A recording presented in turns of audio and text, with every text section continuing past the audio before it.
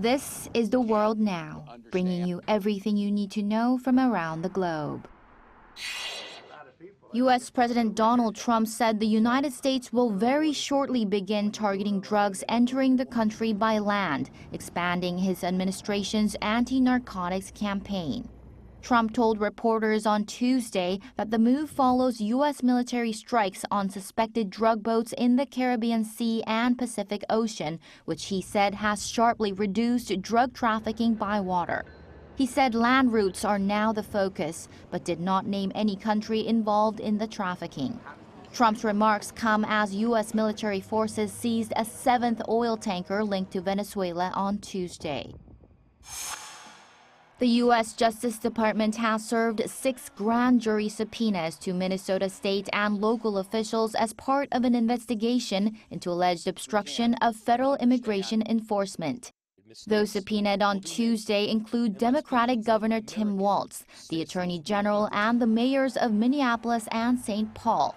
Sources told the Associated Press the probe centers on public statements and possible violations of a federal conspiracy statute related to obstruction of immigration authorities. Minnesota officials called the investigation politically motivated, while federal attorneys said the state is improperly seeking to limit federal law enforcement powers. The subpoenas come amid weeks of unrest following an immigration crackdown.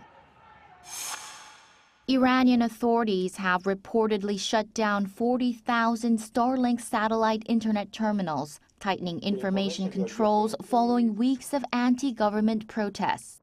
That's according to German news outlet DPA, citing Iranian state media.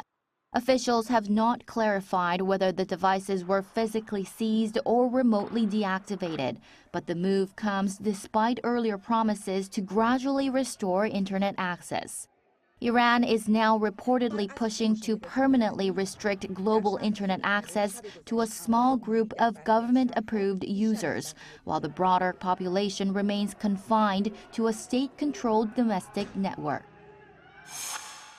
Netflix has revised its takeover bid for Warner Bros. Discovery, offering an all-cash bid of $72 billion to secure shareholder approval and fend off a rival bid from Paramount.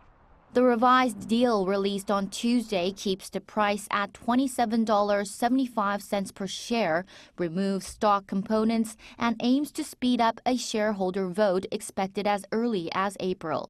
Warner's board again backed Netflix's offer, while Paramount looks to legal action and a potential proxy fight.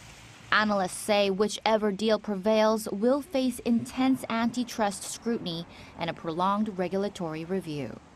주지현, 아리랑뉴스.